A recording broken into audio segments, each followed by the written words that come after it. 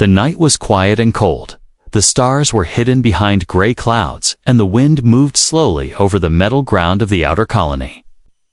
The streets were mostly empty. Only a few broken robots moved from one end to the other, their lights blinking. Weakly in the darkness, Jared walked alone with a tired face, his boots making a soft sound on the dusty floor. His hands were inside his coat pockets, and his breath was white in the air. He had just finished a long delivery job and wanted to rest. For the night, his small camp was near the junkyard just outside the main gates of the colony, where no one usually goes except for trash pickers and forgotten machines. He turned the corner, something moved near. The trash piles. It was quick and small and silent. He stopped and stared. The shadows were thick, but his eyes caught a tiny figure trying to hide behind broken crates. The figure was shaking thin arms, hugging the knees, trying to stay warm in the cold wind. He stepped closer, slowly. Not wanting to scare her, he could see now it was a girl, not human. Her skin was a soft blue color, her hair long and silver, tangled and dirty. She had no shoes, her feet were cut and bruised. She looked weak, like she had not eaten for days. "Hey, you? Okay," he asked in a soft voice. She did not answer, her eyes wide like a scared animal. He took off his coat and slowly placed it near her. She stared at it, then at him, her lips moved, but no words came out. He could tell she did not speak his language. Or maybe she was too afraid to speak at all. He opened his bag and took out a food bar. Then put it down in front of her. She waited for a few seconds, then crawled forward, picked it up, and ate it fast, like she had not eaten in days. Jared sat on a broken crate nearby, watching her carefully. She was young, maybe 16 or 17 in human age, but her eyes looked older, full of pain and fear and something else, something he could not understand. "You got a name?" he asked. She looked at him then. Away as if she was thinking too hard. After a pause, she said one word: Zell. Her voice was low and soft, almost broken. Jared nodded. "Nice to meet you, Zell." "I am Jared," he said, with a small smile. She didn't smile back, but her eyes softened just a little. It was too cold for her to sleep outside. He knew that the nights were getting colder, and frost was forming on the ground. Without help, she might not survive the night. "Come with me," he said, pointing toward the camp. She looked unsure, but stood up slowly, her legs shaking. He saw how weak she was and offered his arm. She took it without a word, and they walked together through the dark, quiet road toward the light of his small campfire. When they reached the camp, he gave her a blanket and some water. She sat close to the fire, warming her hands, her eyes watching every little thing around her, like she was ready to run at any moment. He did not ask too many questions, not yet. She looked like someone who had lost more than she could ever explain. As she sat there quiet and still, something beeped inside her coat pocket. Jared did not hear it, but her hand moved fast to turn it off. It was a small device, almost like a tracker. She checked a light, then hid it again in her clothes, her face calm, but her hands shaking. Jared was cooking a small pot of soup and talking about silly things like the weather and how the junkyard robots sometimes chased each other for fun. Zell didn't laugh, but she listened, and that was enough for him. He didn't need answers. He just knew this girl needed help. She finished the soup and slowly laid down near the fire, curling into the blanket, her face peaceful for the first time since he saw her. Jared sat back and looked at the stars that had now come out through the clouds. He had no idea who she really was or where she came from, but something told him this was not just a poor alien girl hiding in the trash. Something bigger was waiting, something dangerous, and maybe something that would change his life forever. But for now, he just closed his eyes and let the fire crackle and warm. The air the night felt heavy, like it was holding a secret, and he had just stepped into the middle of it. Without knowing, he did not see the small drone flying high above the trees, watching the camp, its red light blinking slow and quiet, like a predator waiting for the right moment to strike. The morning light came slowly, painting the sky with orange and gold. While the cold wind still moved through the trees, Jared opened his eyes to the soft sound of footsteps and found Zell, already awake, sitting near the fire, her silver hair glowing under the weak sun. She was holding his broken drone in her hands, fingers moving fast and careful, like she had done it 1,000 times before. He rubbed his eyes and sat up, surprised to see the drone blinking its lights. The machine had not worked for weeks. He had tried everything but failed, and now this strange, quiet girl had fixed it without a word. She looked at him and then quickly placed the drone back on the table as if nothing had happened. "How did you fix that?" he asked, walking closer. She stayed quiet, staring at the flames like they held her answer. Jared sat beside her, watching the fire too, waiting for her to speak, but her lips stayed shut like they were locked by fear or by a memory too painful to open. He offered her a warm drink and tried again. "What is your full name?" Zell looked away, her fingers gripping the blanket tighter. She shook her head, slow and soft. "I cannot tell," she whispered, her voice small and broken. "Why not?" he asked, gently. "No one is chasing you here."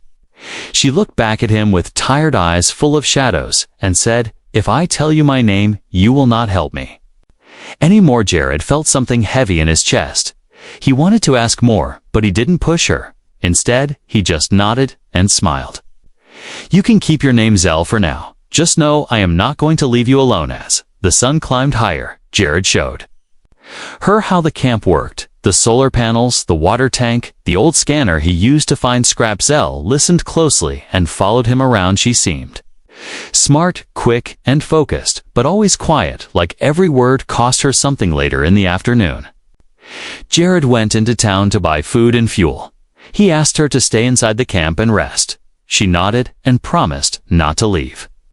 While he walked to the market full of people, noise, and flashing lights, his mind stayed with Zell. Something about her felt wrong and right at the same time, like a puzzle that didn't fit but still looked complete.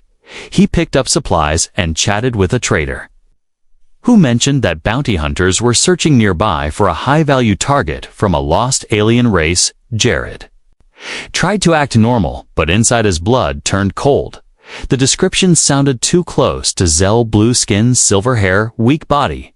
Maybe she was the one they wanted. He rushed back to camp, heart pounding, trying not to imagine the worst. But when he arrived, she was still there, sitting under the tarp, fixing a second drone, this one half buried in the junk pile. She looked up and smiled a little when she saw him, and that small smile made his worry fade like dust in the wind. He placed the food down and sat beside her, watching her hands move like magic over the wires and circuits. "You know more than you say," he said. She nodded. "Yes, but I cannot explain why." Not yet. That night, the fire burned a little brighter, and Jared cooked something better than usual: beans and spiced rice with fresh bread. Zell ate in silence. But this time, she looked more relaxed, her shoulders not as tense, her eyes not as dark. He tried again to ask about her past. "Where are you from?" Zell, her hand paused mid-bite, then she whispered, "A place that no longer exists." "What happened?" he asked. Softly, she looked at the stars above and said, "We were betrayed, hunted, burned, my people scattered into dust and silence. I am the last daughter of my line, but I am not important anymore. I am just trying to stay alive." Jared sat still, letting her words sink into his mind. He didn't understand all of it, but he felt the weight behind each word, and it made him angry, not at her, but at whatever or whoever had made her this way, small, cold, scared. Alone before they went to sleep, she gave him something small, a stone shaped like a teardrop, glowing faint blue light inside. She said, "Keep this close, it will guide you when I cannot." He wanted to ask what it meant, but her eyes closed, and her breathing slowed, and she curled up under the blanket like a child lost in a storm. Jared looked at the stone in his hand. It felt warm and alive, like it knew something.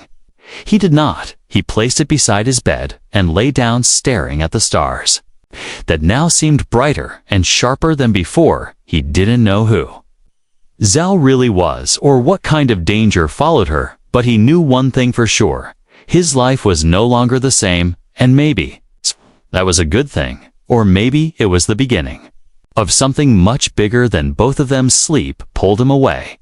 He did not hear the faint beep from a satellite far above, tracking a signal that had just activated, hidden deep inside the glowing stone resting near his hand. The wind was slow, the sky was full of clouds, and the camp felt quiet, like the world was holding its breath. Jared woke up with a strange feeling in his chest. Something was off, but he could not say what it was. He looked around the camp and saw Zell sitting alone near the fire, her arms around her knees, her face hidden in the shadows of morning light. He got up, stretched, and walked toward her, but stopped when he noticed she had taken off her coat and was holding it. In her lap, her neck was bare, and as she moved her hair to the side, Jared saw something glowing just under her collar. It was a strange mark, like a tattoo, but brighter, almost alive. It pulsed slowly with blue light and looked like a star trapped in a circle. Jared froze, his heart beating fast. He had seen something like this before in an old war report shown during a military briefing back on Earth. The symbol was a crest used by the lost royal family of a powerful alien race called the Syrians. They were believed to be extinct or scattered after the fall of their empire, and anyone carrying that mark was either royalty or a fugitives.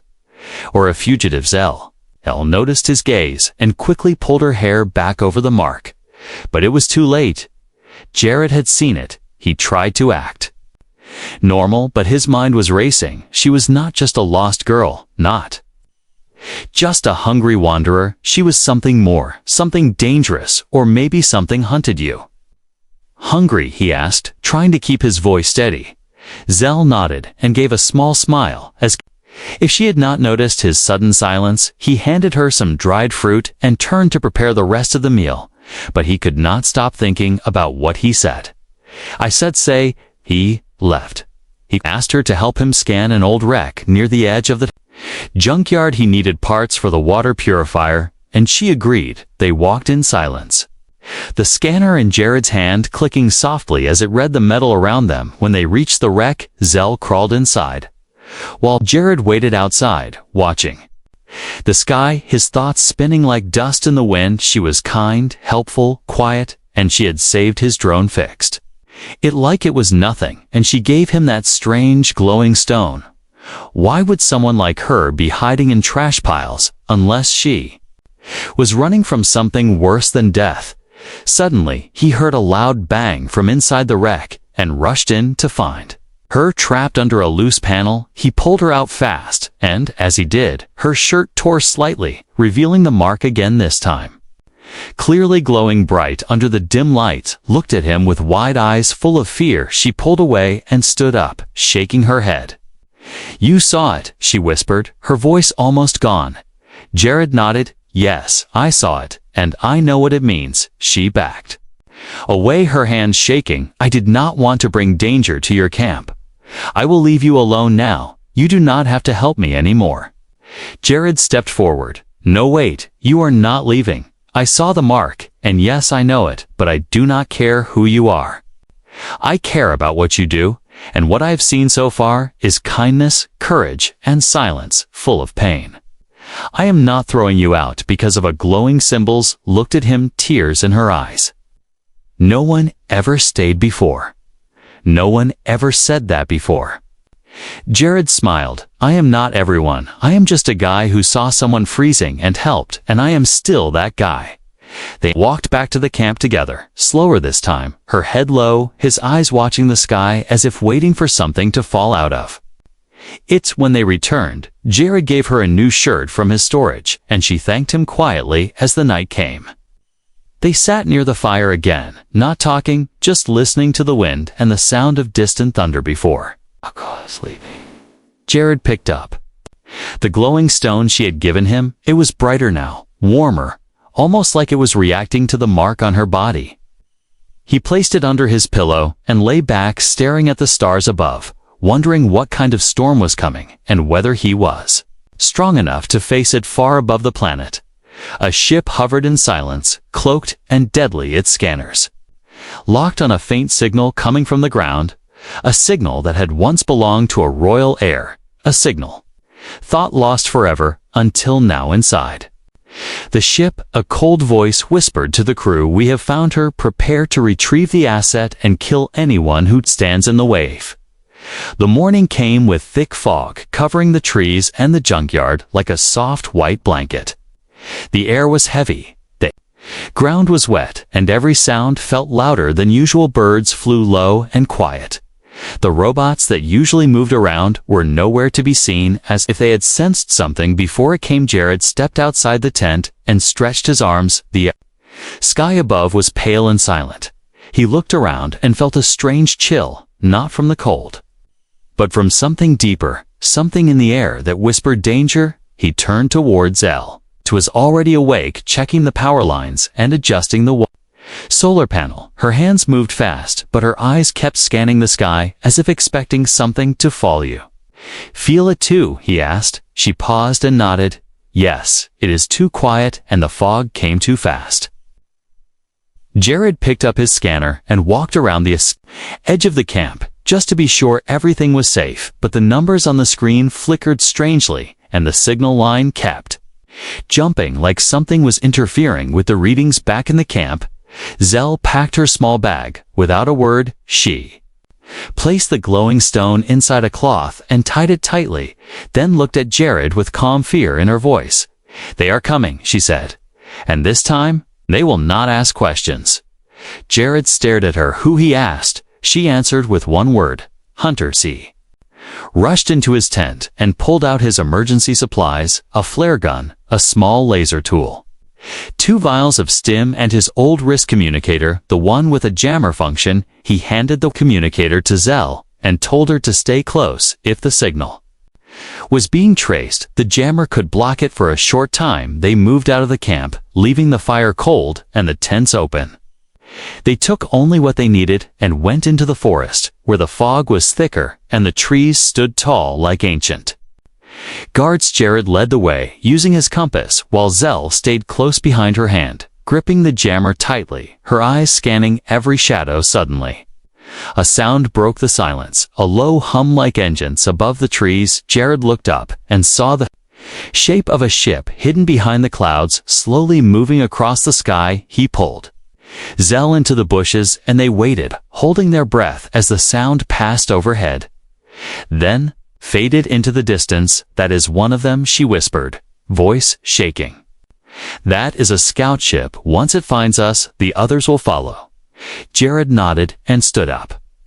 "We cannot stop now. We need to move faster." They ran through the forest, following the old path near the cliffs, where Jared knew a cave system began, deep and hard to find, but safe if they could reach it. As they ran, the fog became thicker, turning the forest into a white maze. Every step felt heavier, and every sound felt closer behind them. Branches snapped and leaves moved as if something was following them. Not just one, but many. Cells slipped once, but Jared caught her hand and pulled her up. Kay kept running until they saw the edge of the cliffs and the narrow path that led down to the cave entrance. Jared jumped, first landing on the rocky ledge, then reached up to help Zell. As she climbed down, they heard a loud noise behind them. A red light flashed through the trees, and a voice echoed in a strange language full of sharp sounds and commands. "Go!" Jared shouted as they ran into the cave. The entrance was small and hidden by rocks and vines. They crawled through the opening and found themselves in darkness, only the sound of water dripping from the ceiling and their own breathing filled the space. Jared turned on a small lamp and looked.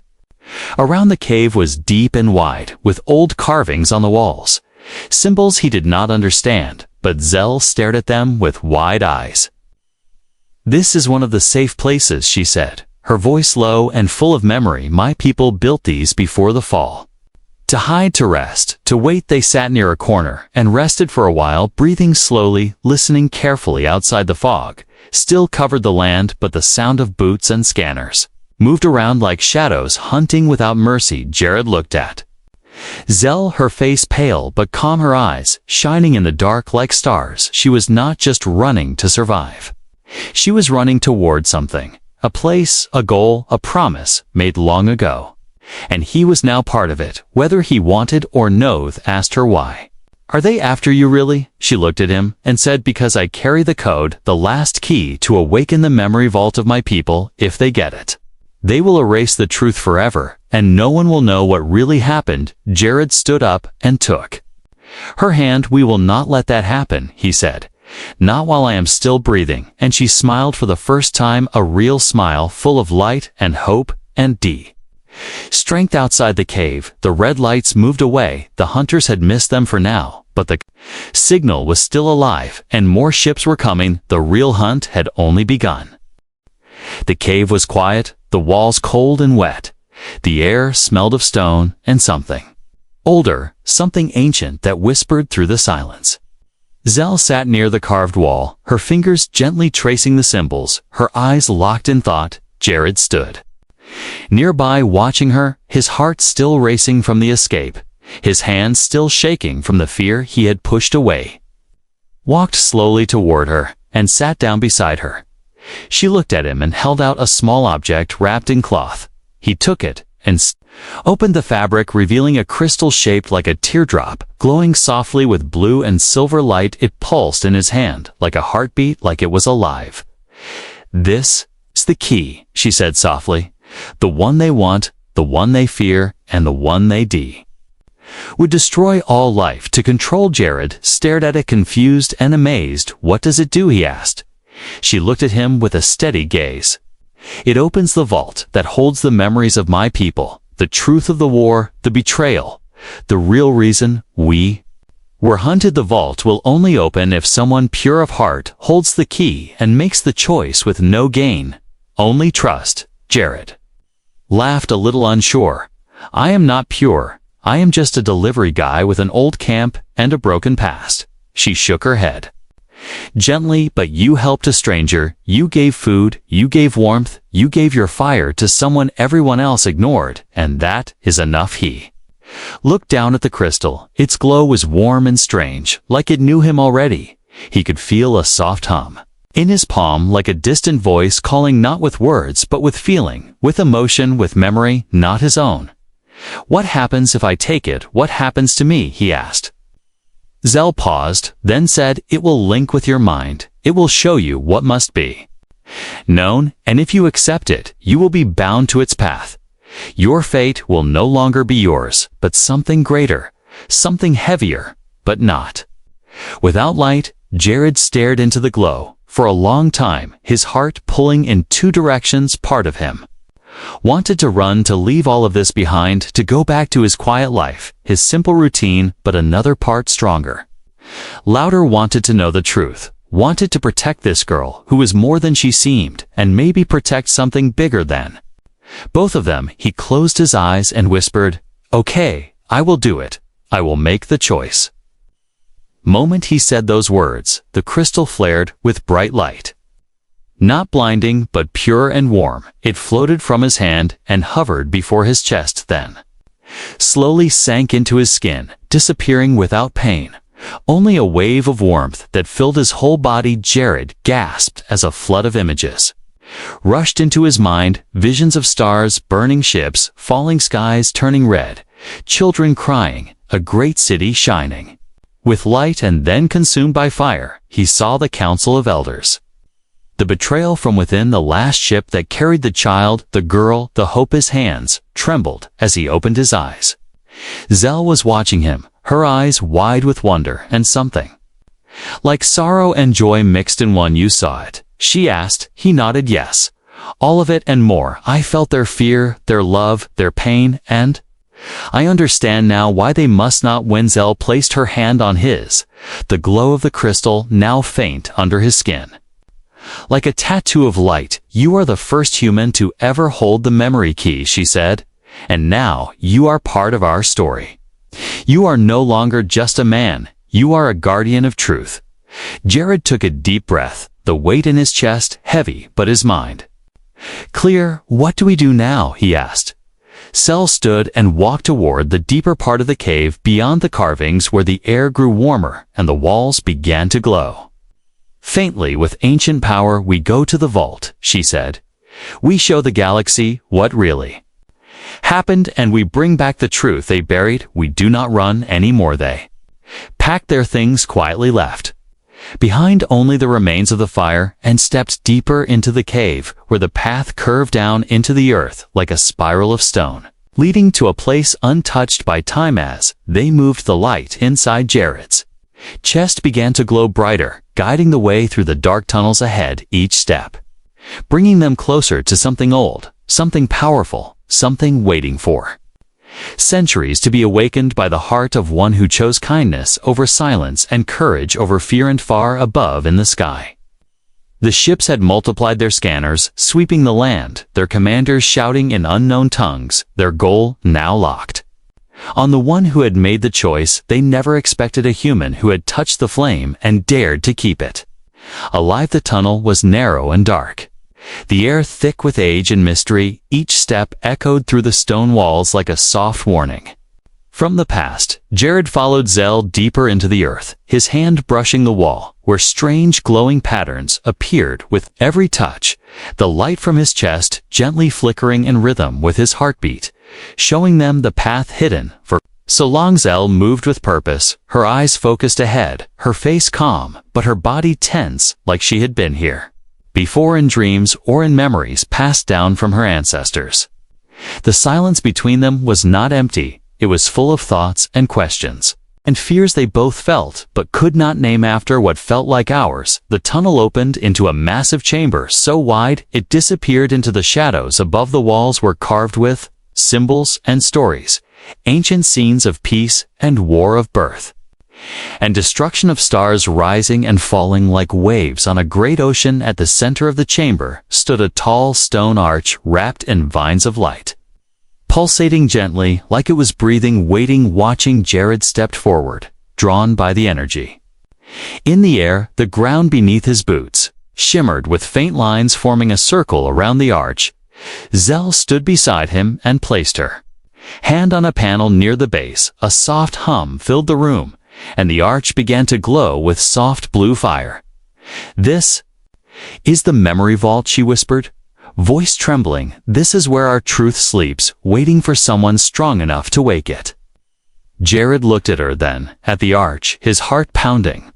"What do I do?" he asked. Zell turned to him and said, "You step into the circle, you open your mind, you let the crystal guide you, and you accept what comes without fear or doubt. Only then will the vault open, only then will the truth rise." Jared nodded slowly. He took a deep breath and walked into the center of the circle. The glow from his chest grew brighter, the air around him thick with energy. The arch pulsed faster. The symbols on the walls began to move, shifting and glowing as if they were alive. He closed his eyes and let the warmth flow through him. His mind opened, and the light poured in like a flood. Memories, not his own, but real and sharp, filled his thoughts. Voices from the past, images of great halls and burning skies, faces full of hope and terror and sadness, the fall of a civilization, the betrayal of a brother, the final escape of a child hidden among stars. Jared saw it all, the truth behind the war, the lies told by the victors, the stolen history rewritten by those who feared the power of unity and peace. He felt the pain of a people hunted for what they were, not for what they did. He felt the weight of their silence and the hope buried in this place, waiting for him. The light exploded outward, a wave of energy that shook the chamber. The arch split open like a door, revealing a glowing sphere floating in the air. Inside the sphere were millions of tiny lights, each one a memory, each one a voice from the past, whispering to be heard. Zell stepped forward, tears in her eyes. She reached out and touched the sphere, and the lights flowed into her like a river of stars. She cried out, not in pain, but in release, as the burden of her people became hers again, their story, their truth, their dreams, now inside her once more. Jared watched in awe as the chamber changed, the walls shining brighter, the air humming with power. He felt stronger, not in body, but in purpose. Like he had been given a mission bigger than himself, a promise to carry and protect. Zell turned to him, her eyes glowing with light, her voice steady and clear. "It is done. The vault is awakened. The truth is alive again now. We must show the galaxy what they tried to hide. Now we fight not with weapons, but with memory, with light. Jared nodded his hand over his chest, feeling the soft glow beneath his skin. I will stand with you. I will help you bring this truth to the stars. No matter the cost. Far above in the sky, the ships felt the surge. Their instruments flashing red alarms, screaming in every language. The target had activated the vault. The key had been used. The mission had changed now. It was not just a capture. Now, it was a purge. Hunters began to descend faster than ever, ready to burn everything that stood between them and silence. Deep beneath the ground, in the heart of the memory vault, two figures stood together, not afraid, not alone, ready to face what came next with truth in their hands and fire in their hearts. The ground trembled above them, soft at first, like the rumble of distant thunder, then sharper, faster, the sound of something heavy breaking through the sky. Jared and Zell looked up. The glowing walls of the chamber, flickering like a heartbeat losing its rhythm. The memory vault behind them still open. The lights inside, spinning faster, like they sensed what was coming. Zell reached for the orb again, her fingers brushing its surface, the lights inside calming slowly, as if listening to her thoughts. We need to go, she said, voice steady but low. They have found us, and they will not stop this time. Jared nodded and picked up the small pack with supplies, his mind clear, his steps sure. He was not afraid anymore. He had seen too much, learned too much to turn away now. They ran through the tunnel back the way they had come, the walls closing around them, the light from Jared's chest glowing brighter, lighting their path with every step. The earth above groaned louder, the air growing hot with the engines of ships descending from the sky. When they reached the surface, the forest was burning orange flames, climbing trees, smoke rising into the clouds.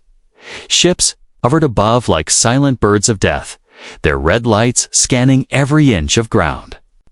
Below, soldiers moved between the trees, tall, armored, fast, carrying weapons designed to erase, not capture. Zell pulled Jared behind a fallen tree, her breath fast, her hands gripping his sleeve. We cannot outrun them, she said, but we do not need to run anymore. Jared looked at her, confused, but ready. Then, what do we do? Zell held up the orb and placed it against his chest. The glow inside merged with the light already there. And for a moment, everything stopped. The wind, the fire, the sound of war paused. Like the world was holding its breath, the ground beneath Jared shifted, soft light rising in a circle around him, like a shield, like a flame without heat. The air shimmered with power as the memory vault's final gift awakened within him. Knowledge flooded his mind, not of battles, but of protection, of connection, of unity, a defense meant for the guardian chosen by the Kihis. Eyes opened wide, glowing with silver light, his hands lifted without effort, and the energy moved outward, a wave of force that pushed back the smoke, the fire. The soldiers stumbled. Ships above shook, alarms flashing as their systems failed, temporarily blinded by something they could not understand. Stood beside him, her hand in his, calm and strong. This is not power to destroy, she said. This is truth made visible. This is what they fear more than anything, a light they cannot break, a story they cannot silence. Soldiers regrouped, their commander shouting orders, their weapons aimed at Jared and Zell, their fingers on the trigger. Jared stepped forward, his voice loud and sure. You do not have to fight. You do not have to obey a lie. The truth is awake. Now it will spread, and no weapon will stop it. Some soldiers paused, uncertain, blinking behind their helmets as if something in his voice cracked the armor of fear around their minds. Others fired, and the bullets stopped mid-air, frozen in the light. Like rain caught in time, then melted into sparks, falling harmless to the ground. The commander screamed and raised a signal flare, a blinding red light shooting into the sky above, calling more ships. More fire, more silence. Jared looked at Zell. She looked at him. No words were needed. They turned toward the heart of the forest and walked together slowly. Calmly, the shield around them growing with each step. Every tree they passed stood taller, every flame they passed died quietly, the forest itself reacting to the energy that moved with them. The truth carried in their hearts, now flowing into the world around them. The ships above turned to follow their scanners, locking onto the source of the signal, but their engines sputtered their paths. Shaken, the old systems unable to process what they were facing, not a weapon, not a warrior, but a witness. A guardian marked by choice, not commanding the nearby colonies. People looked to the sky and saw the red ships falter. They looked to the forest and saw the light rising, and they remembered stories told in whispers of the fallen race, of the forgotten truth, and of the one who would bring it back, not with violence, but with fire that did not burn, with memory that did not. Faye, Jared, and Zell reached the edge of the valley, where the vault signal would reach the stars. She raised the orb, and he placed his hand over hers. The final light burst into the sky, a column of silver that cracked the clouds and sent a message to every corner of the galaxy. We are not gone, we are not broken, we are not afraid. Far away in a hidden place, others like Zell watched the light and stood slowly, tears in their eyes, hope in their hearts. Their time had come again. As the night returned calm and clear, the stars above shone brighter than before, watching the two figures below, a human and an alien, not running, not hiding, standing together, not by fate, not by duty, but by choice. Story of kindness had become the story of truth, and the story of truth had become the story of change, and the one who was kind was no longer just a man. He was the Lightkeeper, the chosen, the guardian of what must never be forgotten.